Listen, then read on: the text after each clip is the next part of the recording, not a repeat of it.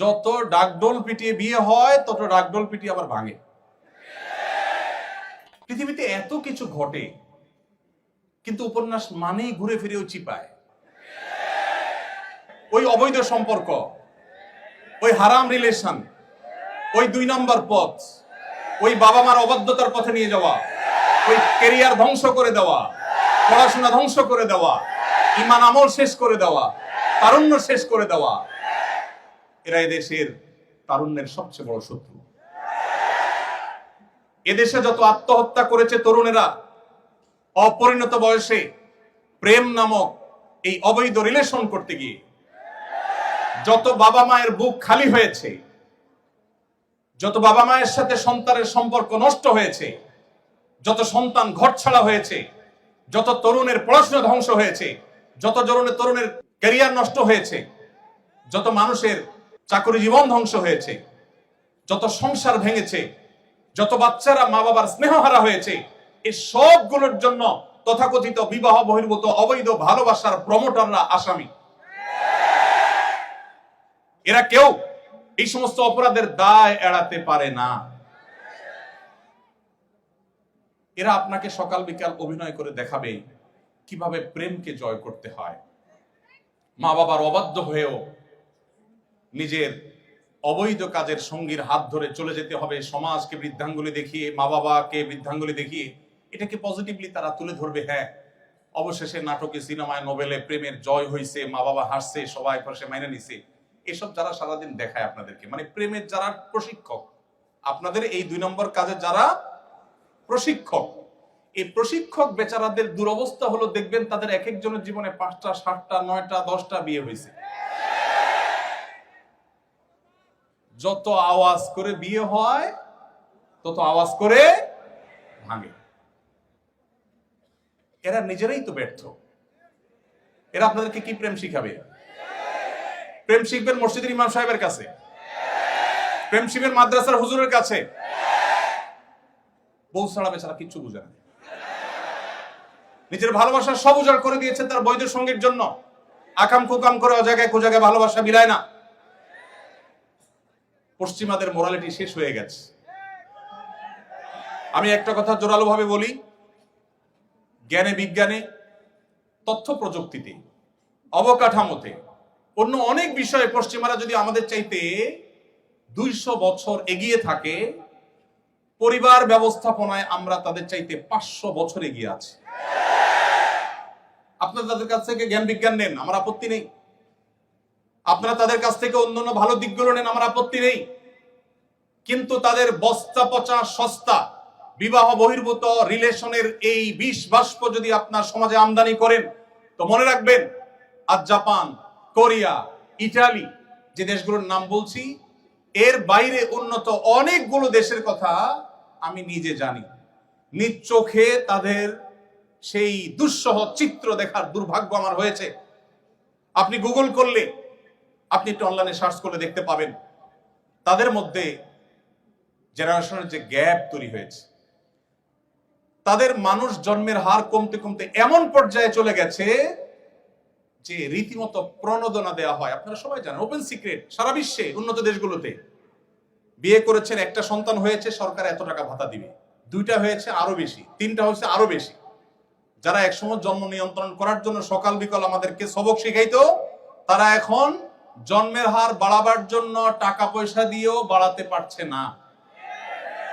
আমার দেশের ভার্সিটির স্টুডেন্টরা, মেধাবী ছেলেরা এমবাসি গুলোতে দাঁড়ালেই পটাপট ভিসা দিয়ে দিচ্ছে। হোয়ারেজ আপনার আমার মতো অনেক মানুষ দাঁড়ালে ভিসা দিচ্ছে না, রিজেক্ট করে দিচ্ছে। কেন ভিসা দিচ্ছে? কারণ ওদের তো মানুষ নাই, ওদের মানুষ দরকার, দেশ চালানোর জন্য মানুষ নাই। তাদের বিবাহ বহির্ভূত সম্পর্ক, হারাম রিলেশন, আল্লাহর যে সিস্টেম সেটাকে পরিবর্তন করার প্রবণতা এবং টেন্ডেন্সি তাদেরকে এমন একটা জায়গায় নিয়ে দাঁড় করিয়ে দিয়েছে যে তাদের দেশে এখন মানুষ নাই। মানুষের জন্মের হার কমতে কমতে এমন পর্যায়ে চলে গেছে, একটা দেশ চালাবার জন্য যে মানুষগুলো দরকার সেগুলো পর্যন্ত বাহির থেকে হায়ার করে আনতে হয়। তারা রিফিউজিদেরকে ওয়েলকাম করে। সেটা যতটা না মানবিক কারণে, তার চাইতে বেশি হলো তাদের দেশে যে জনবলের সংকট আছে সেটিকে সমাধান করবার জন্য। মুসলমানের সন্তান সেই সংস্কৃতি যদি আপনি আপনার দেশে আমদানি করেন, আপনার জীবনে আমদানি করেন, আপনার সমাজ শেষ হয়ে যাবে, পরিবার ধ্বংস হয়ে যাবে। ডক্টর খন্দকার আব্দুল্লাহ জাহাঙ্গীর রহমাল্লাহ একটি চমৎকার কথা আছে। স্যার বলতেন, ইসলামী দণ্ডবিধিতে সবচেয়ে করুণ, সবচেয়ে কঠিন শাস্তির কথা বলা হয়েছে কোন বিবাহিত দম্পতি তারা যদি পরস্পরের মধ্যে হারাম রিলেশনের মধ্যে জড়িয়ে যায়, জেনা করে, সবচেয়ে কঠিন এবং নির্মম শাস্তির কথা বলা হয়েছে। But why? কেন এই নির্মম শাস্তির কথা বলা হয়েছে? দুজন মানুষ, তারা দুইজনে সম্মত হয়ে একটা অপরাধে লিপ্ত হয়েছে, আল্লাহ তাদের শাস্তি দিবেন, ভালো কথা। দুনিয়াতে এত নির্মম শাস্তি কেন? তারা তো কারো কোনো ক্ষতি করে নাই, সমাজের কোনো ক্ষতি করে নাই। স্যার বলেছেন, তারা সমাজের সবচেয়ে বড় ক্ষতিটা করেছে কি? এই টেন্ডেন্সি যদি ডেভেলপ হয় একটা সমাজে, কি হতে পারে? মানব সভ্যতা হারিয়ে যেতে পারে ওই সমাজ থেকে বা পৃথিবী থেকে। মানুষের মধ্যে সন্তান জন্ম দেওয়ার যে স্বাভাবিক টেন্ডেন্সি, এটা যদি একবার চলে যায়, এটা নতুন করে সৃষ্টি করা কঠিন। পশ্চিমাদের চাইতে কেউ এই সকরুণ পরিস্থিতি ভালো করে উপলব্ধি করতে পারছে না আজ। যারা উন্নত দেশগুলোতে গিয়েছেন, সেখানে পড়াশোনা করেছেন, স্যাররা অনেকে গিয়েছেন নিশ্চয়ই, তারা ভালো করে বলতে পারবেন। এই জন্য মুসলিম তরুণ ভাই আমার, আল্লাহর ওয়াস্তে এই অবৈধ সম্পর্ক করে নিজেকে ইউ মনে করেন না। যারা এই অবৈধ সম্পর্কে লিপ্ত হন, আপনি সবচেয়ে সেকেলে, আপনি সবচাইতে আনস্মার্ট, সবচেয়ে স্মার্ট, সবচেয়ে বুদ্ধিমান তরুণ সে, বুদ্ধিমান তরুণী সে, যার তার সমস্ত আবেগ অনুভূতি গুলোকে বৈধ রিলেশনের জন্য জমিয়ে রাখে, অপেক্ষা করে। এত ভালোবাসাবাসী আপনাদের, এরপরে ঘরে ঘরে কেন বিবাহ বিচ্ছেদ এত বাড়ছে? আপনি পত্রিকার পাতা খোলেন, যেই হারে বিবাহ নিবন্ধন হয়, ওই হারে বরং কোনো কোনো ক্ষেত্রে তার চাইতে বেশি তালাকের নিবন্ধন হচ্ছে, ডিভোর্সের নিবন্ধন হচ্ছে। কেন রে ভাই? আমি এই কথাটা বিভিন্ন জায়গায় বলার চেষ্টা করি। আপনাদের যুগে বা আমাদের যুগে এখন ভালোবাসা বিনিময়ের যত রাস্তা আছে, ফেসবুকে লিখে পাঠাতে পারছেন কি আই লাভ ইউ স্ত্রীকে, আমি বৈধ ক্ষেত্রে বলছি, আবার উনিও আপনাকে বলছেন টু। আপনি চাইলে ইমোতে করতে পারছেন, ফোন কলে বলতে পারছেন, মেসেজ পাঠাতে পারছেন, কত কাহিনী করতে পারছেন। সকালে নাস্তা করাচ্ছেন, বিকালে চাইনিজ খাওয়াচ্ছেন, ফুচকা খাওয়াচ্ছেন, চটপটি খাওয়াচ্ছেন, ভালোবাসা দিচ্ছেন, 3 পিস জামা একটা পরে 5টা দিচ্ছেন, বাট ভালোবাসা থাকছে না। সব মেড ইন চায়না হয়ে গেছে। আর আগের যারা ছিলেন আমাদের মুরব্বীরা, এখানে 2-1 মুরব্বী দেখা যাচ্ছে, এই মুরব্বীদের ভালোবাসাগুলো এক একটা সব মেড ইন জাপান। এত স্ট্রং। দেখবেন চাচাকে যদি যায় বলেন, চাচা, চাচির ব্যাপার আমার ডাউট হয়, কার সাথে যেন কথা বলে, দেখবেন কানের নিচে সর্বশক্তি সঞ্চয় করে একটা চড় মেরে দিবে যে বেয়াদব, তুই কল্পনা করলি কিভাবে? কারণ চাচার ওই যে সারা জীবনের বৈধ ভালোবাসা সব জমিয়ে রাখছে, সব দিচ্ছে, দুজনের মধ্যে কোনো খাদ ছিল না, ভালোবাসাটা পুরানি খাদ। আর আপনারা, আমরা যারা এই যুগের তরুণরা রাস্তাঘাটে যেখানে সেখানে ভালোবাসা বিলাচ্ছেন, মনে করেন আপনি ভালোবাসার মেশিনে পরিণত হয়েছে। আপনি ভালোবাসার সবচেয়ে বড় ভিখারি এবং সবচেয়ে বড় অভাবী। আপনার জীবনে প্রেম বলতে আসলে কিচ্ছু নাই, যা আছে সব ভোগের জন্য প্রতারণা এবং প্রবঞ্চনা।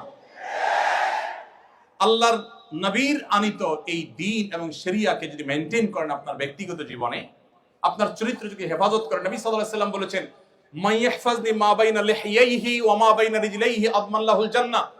যে মানুষ, যে যুবক, যে তরুণ, যে মুসলমান নিজের 2 চোয়ালের মধ্যবর্তী অঙ্গ অর্থাৎ তার মুখকে এবং তার 2 পায়ের মধ্যবর্তী অঙ্গ অর্থাৎ তার সম্ভ্রমকে রক্ষা করতে পারবে, এগুলো সে হারাম পথে ব্যবহার করবে না, এই দায়িত্ব এবং গ্যারান্টি যে যুবক যুবতী, যে মানুষ নিবে, নবী সাল্লাল্লাহু আলাইহি ওয়াসাল্লাম বলেছেন, কিয়ামতের দিন আল্লাহর কাছ থেকে জান্নাত পাইয়ে দেওয়ার দায়িত্ব আমি নিলাম। চ্যালেঞ্জ গ্রহণ করা যাবে ইনশাআল্লাহ। আল্লাহ আমাদেরকে তৌফিক দান করুন।